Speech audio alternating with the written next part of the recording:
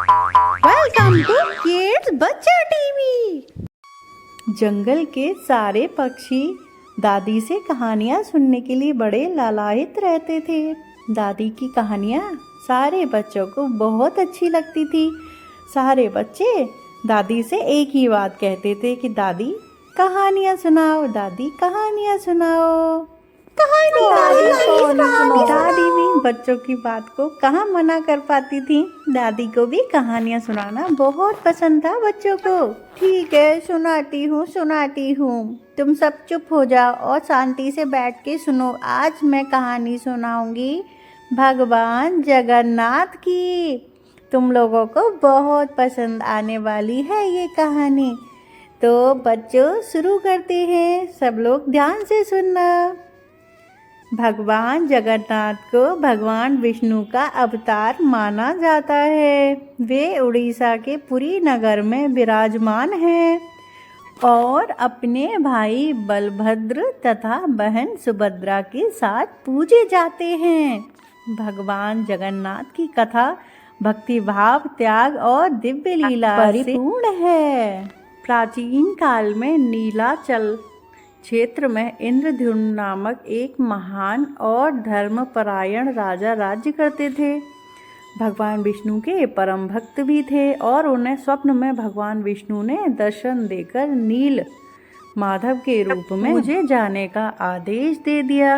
राजा ने अपने सेवक विद्यापति को नील माधव की खोज के लिए भेजा। लंबी यात्रा के बाद विद्यापति को एक आदिवासी मुखिया के घर नील माधव की मूर्ति के दर्शन हुए। जब राजा वहां पहुंचे तब मूर्ति अदृश्य हो चुकी थी। तो राजा इंद्रद्युम्न बहुत दुखी हुए और उन्होंने कठोर तपस्या की।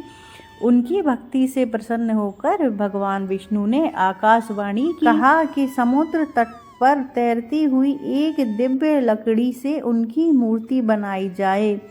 कुछ समय के बाद समुद्र से एक विशाल और अद्भुत लकड़ी प्राप्त हुई। तभी एक वृद्ध बढ़ई प्रकट हुआ और उसने शर्त रखी कि वह बंद कमरे में मूर्तियां बनाएगा और किसी को भी भीतर झांकने की अनुमति नहीं होगी। कई दिनों तक भीतर से लकड़ी के तराशने की आवाज़ आती रही।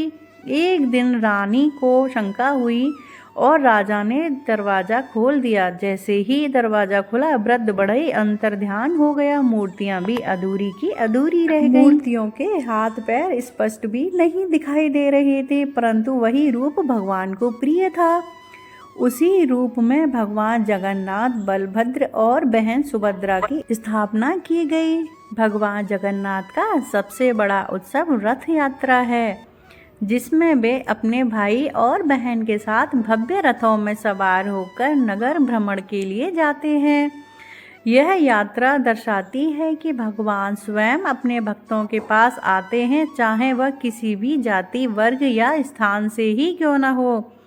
भगवान जगन्नाथ प्रेम और करुणा के अवतार हैं, समानता के प्रतीक हैं। उनकी कथा हमें सिखाती है कि सच्ची भक्ति रूप या पूर्णता की मोहताज नहीं होती, बल्कि भाव और श्रद्धा ही सबसे बड़ा पूजन है।